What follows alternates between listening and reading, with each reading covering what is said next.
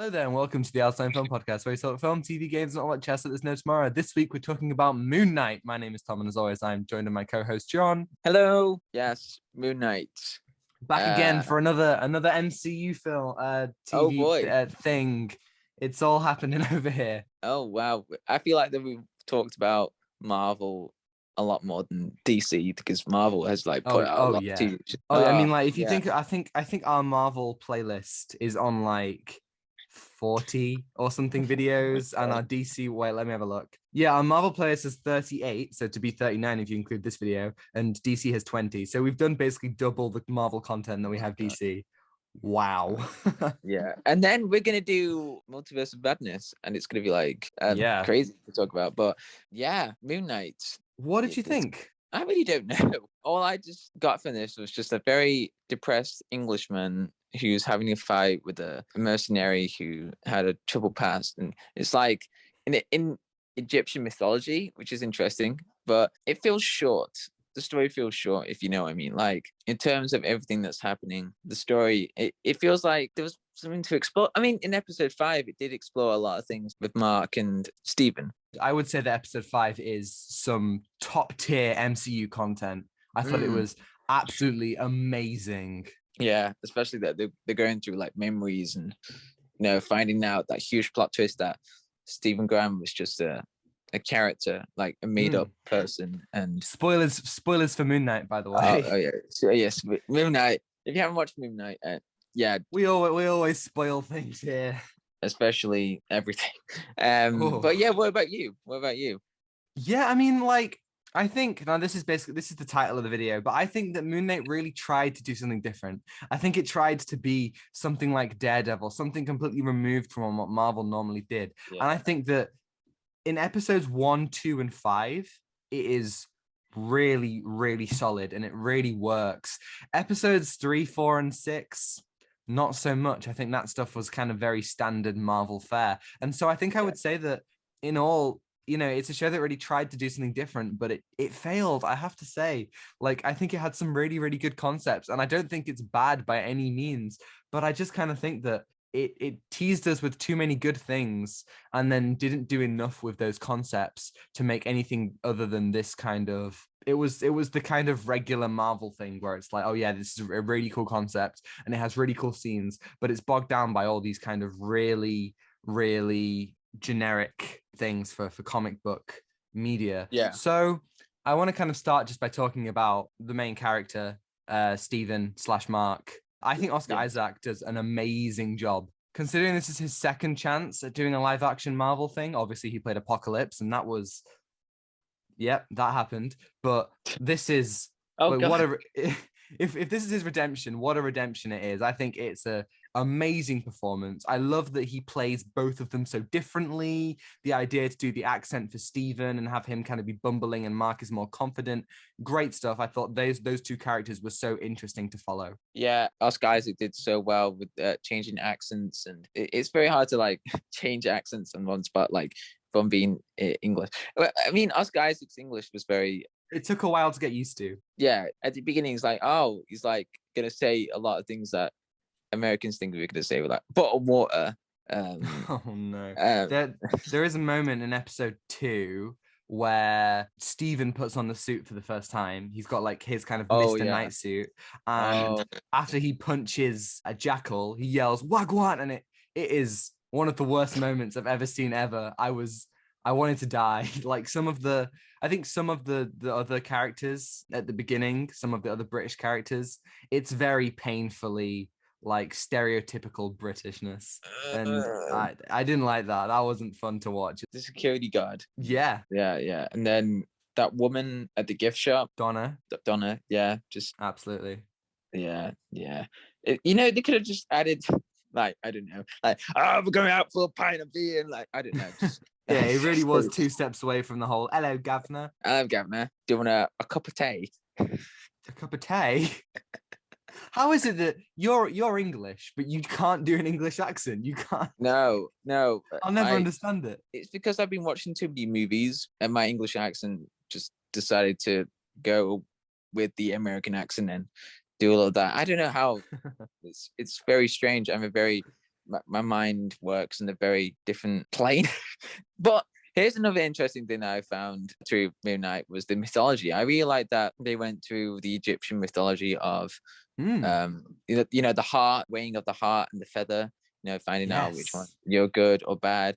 And I thought that was a really good theme of the entire show. Like, you're exploring Mark and Stephen, what they've been through. And you can see that with their personalities, and Stephen doesn't want Mark to kill people. And then you can see that throughout the memories, and the most horrible thing, was Mark listening to the places that he's been to assassinate those people.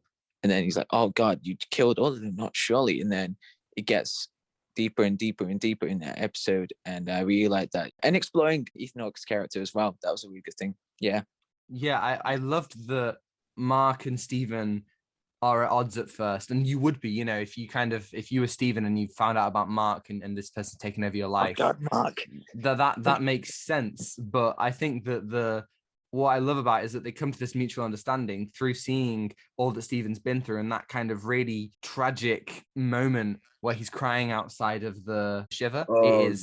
It's an amazing moment where the two kind of come to understand each other, and Stephen himself comes to understand that he's the person who's kind of like taking over Mark's side, not the other way around. And I think there is a tragedy. As I say, episode 5 I think is the best, and I think that the reason why is because it goes to show how intertwined these two people's lives are in such heartbreaking ways. I think like when this show was focusing on like the characters, I thought like that is by far the best aspect of this, and seeing them just kind of Oscar Isaac just act against himself for a full episode, and all the things that he goes through, like we're tackling kind of like abuse by the hands of his mother. I thought that was all so well executed, and I think I really appreciated this. Now that there were rumors that the Hulk was going to be in this show, and I am so I know, like I'm so glad that he wasn't, because this show, as far as I can tell, it makes one reference to the rest of the MCU, and it was so good to have something that was completely detached. It didn't rely on any big cameos, didn't rely on a big twist at the end, even though there was, elements of twists. I thought that it was so good to have something that much more detached, and I think that was refreshing, and it made this show more new and less what we kind of have come to expect from the shows at this point. Yeah, it was a bit of a weird ending, wasn't it? Because we got the whole new introduction to Moon Knight in the MCU. And the one thing that I thought, wait, so where is this in the MCU? Because did you get any of that? Like, where would it be in the timeline? Or was it just something that would be out of the MCU? I don't know. I mean, the only reference to the MCU is, the hippo. The hippo says, she makes a reference to the ancestral planes, which is she does. In Black Panther, where they go to meet their ancestors. And I think that judging by that, this could really take place at any time. It could even be set in a different universe. I think that's really cool because, you think about, I think nearly all the other shows, everyone's kind of been thinking, oh, is Doctor Strange going to show up, and how does this connect, and blah blah, and sometimes it has kind of been to the detriment when they do tie it into the wider thing. And even the post-credit scene for the final episode didn't do that, and I was very grateful for that. I thought it was just good to see finally. And it kind of does also switch things up a bit. It didn't do, like every other show has had this big villain twist at the end, but for the most part, Arthur Harrow, Ethan Hawke's character, is the main villain the whole way through, and I thought that he was a pretty good main villain as well. Yeah, he was good. And then that whole kind of twist when when they were in the afterlife in that psych ward, and then Ethan Hawke character is this Dr. Harrow, and that was really cool. Using the villain to like antagonize the two characters, Mark and Stephen, and it was really cool like to explore that. And that was great. I really liked that. Yeah, the entire questioning of their reality with Dr. Harrow was really, really interesting. And I think that especially early on, Arthur Harrow is such a good villain because of, as all great villains, he believes in, what he's doing, and he's kind of working for what he believes is a higher purpose. He feels like Caecilius in Doctor Strange, Mads Mikkelsen's character. He feels like that, but better, because he actually has like this greater kind of motivation that he was betrayed by Khonshu, and he feels like Amit is the only thing that can bring peace, even if it means his own destruction. And I really liked him, like the stuff like even like the small things, like like how peaceful he is and how he kind of approaches. I think Ethan Hawke brought a really nice kind of gravitas to the character. And the opening scene where he is like smashing the glass and he puts it into his sandals. The moment I saw that, I was like, oh, we immediately know that this guy is going to be our antagonist. And they're not going to do a twist like they did with Agatha and Kingpin and the Power Broker and all those times when we've built up to these villains and it turns out that they're actually secondary antagonists and that the real antagonist was there all along. We didn't do that. Amit did come back at the end, but I still feel like Harrow was still the main villain, and I really appreciated that. Yeah, and as you said, like there's no big twist, and finally we get a villain that is still like throughout the show, and just like trying to summit Amit. And another thing that reminded me was, you know, when I forgot his name, the name of the villain, Harrow. Right, see, I got it for you. I can remember now.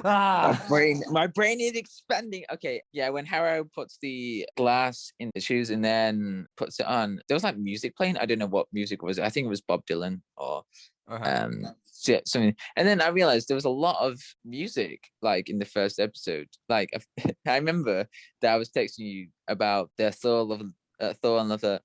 I can't even say Thor, Love and Thunder trailer. Yeah.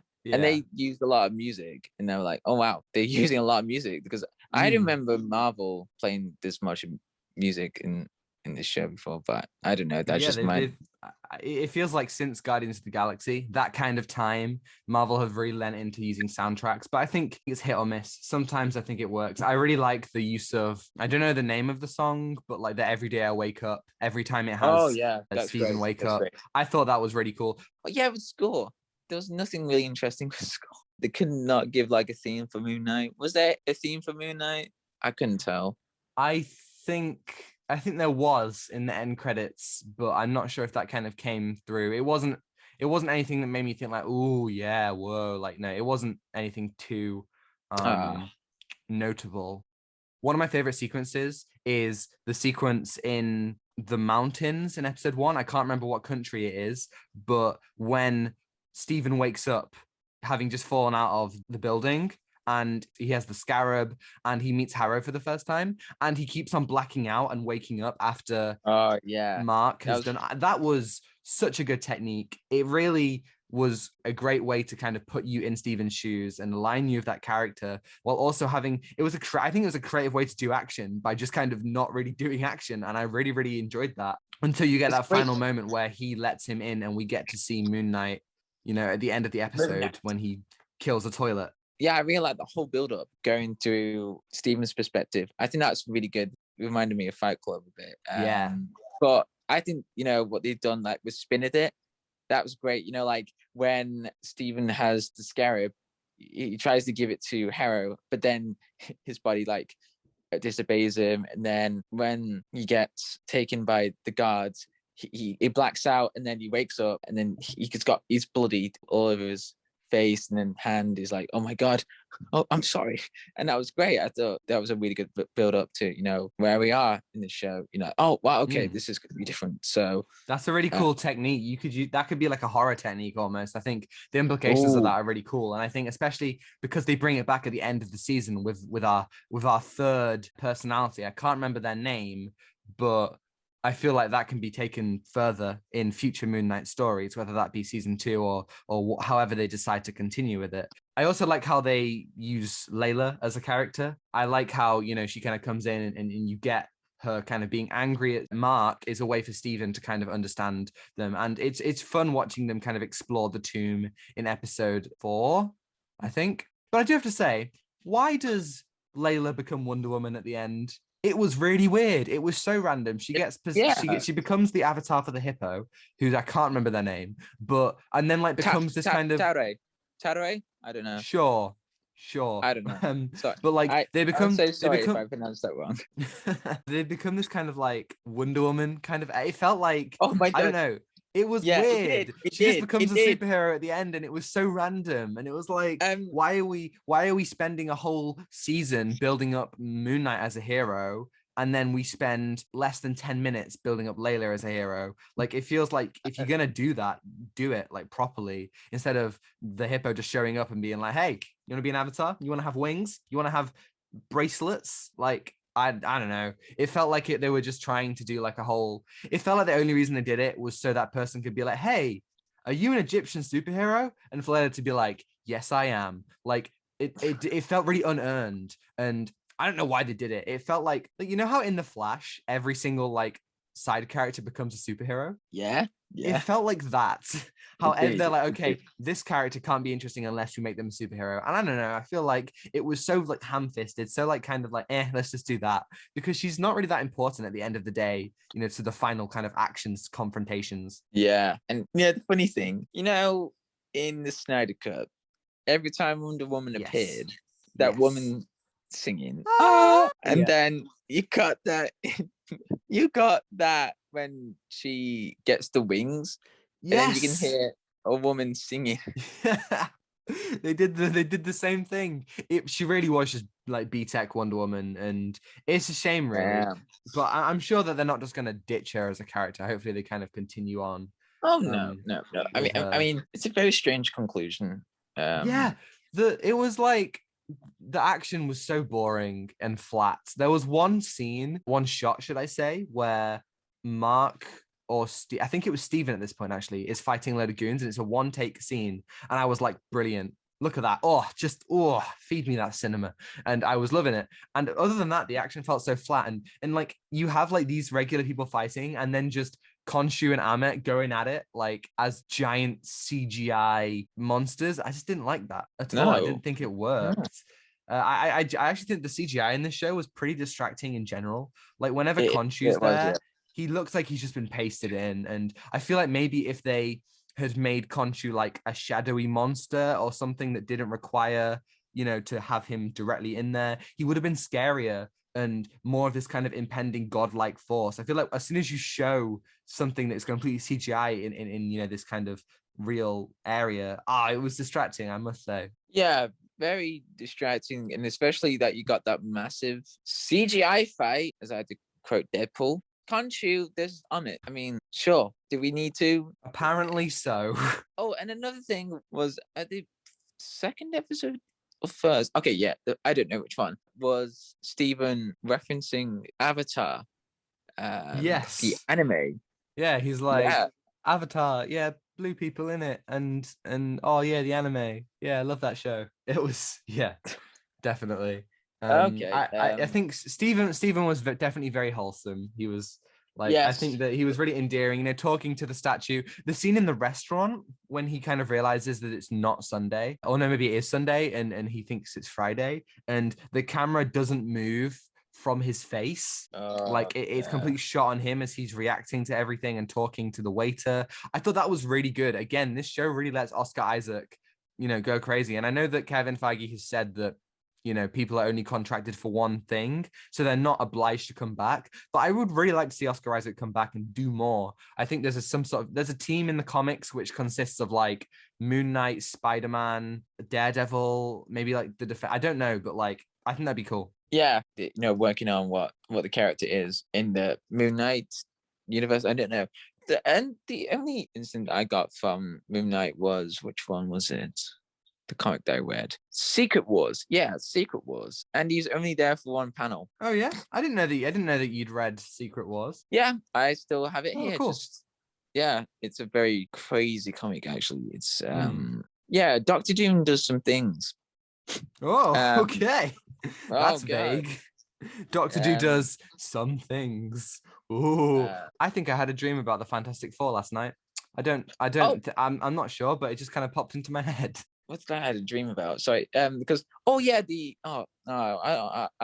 because I was about to talk about Doctor Strange and Multiverse of Madness. No. I was like, no, John, don't spoil it. Don't spoil it. I haven't seen it yet. I have to wait 2 weeks, and oh my god, wait, please 2 don't weeks? Spoil it in the comment. Yeah, I'm still 2 weeks away. No! So I know, okay. I know. I've gone dark on social media.